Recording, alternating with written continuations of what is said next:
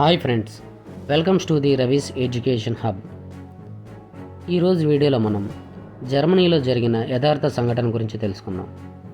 1945 చలికాలంలో 11 సంవత్సరాల హెల్మెత్ అనే చిన్నపిల్లవాడు మంచం కింద పడుకొని ఉండగా తన తల్లిదండ్రులు తీవ్రమైన భయంతో కూడిన స్వరంతో ఈ విధంగా మాట్లాడుకుంటున్నారు. అదేవిధంగా అతని తండ్రి వృత్తిరీత్యా వైద్యుడు. తన తల్లితో ఈ విధంగా చెప్తున్నాడు: మన కుటుంబం మొత్తం చంపడానికి లేదా తాను తానే ఆత్మహత్య చేసుకోవడానికి సమయం ఆసన్నమైంది. ఎందుకంటే మనం వికలాంగుల మీద, యూదుల మీద క్రూరంగా ప్రవర్తించాం. అదేవిధంగా మిత్రరాజ్యాలు కూడా మన పట్ల కూడా అలాగే వ్యవహరిస్తాయి.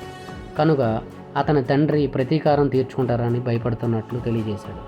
మరునాడు హెల్మెట్ అతని తండ్రి అడవికి వెళ్ళి అక్కడ ఫ్రెండ్స్తో పాత పాటలు వింటూ చివరి క్షణాలు చాలా ఆనందంగా గడిపారు. తర్వాత రోజు హెల్మెట్ తండ్రి ఆఫీసులో కాల్చుకొని చనిపోయాడు. అతని దుస్తులు రక్తంతో తడిచుండగా వాటన్నిటిని పొయ్యిలో వేసి కాల్చారు. ఈ సంఘటన జరిగిన తర్వాత హెల్మెట్ 9 సంవత్సరాల దాకా ఇంట్లో తినడానికి భయపడ్డాడు. తన తల్లి ఎక్కడ విషమిచ్చి చంపుతుందో అని హెల్మెట్ భయపడ్డాడు. హెల్మెట్ అప్పుడు జరిగిందంతా గ్రహించలేకపోయినప్పటికీ తన తండ్రి ఒక నాజీ అని, అదేవిధంగా అతను అడాల్ఫ్ హిట్లర్ మద్దతుదారుడని తెలుసుకున్నాడు. మీలో చాలామందికి హిట్లర్, నాజీల గురించి కొంతవరకు తెలిసే ఉంటుంది.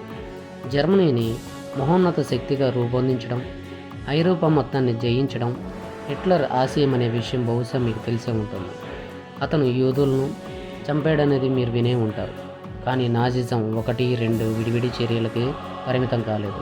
అది ఒక వ్యవస్థ. అది ప్రపంచ రాజకీయాలకు సంబంధించిన భావ పరంపర. నాజిజం గురించి పూర్తిగా తెలుసుకోవడానికి ప్రయత్నిద్దాం.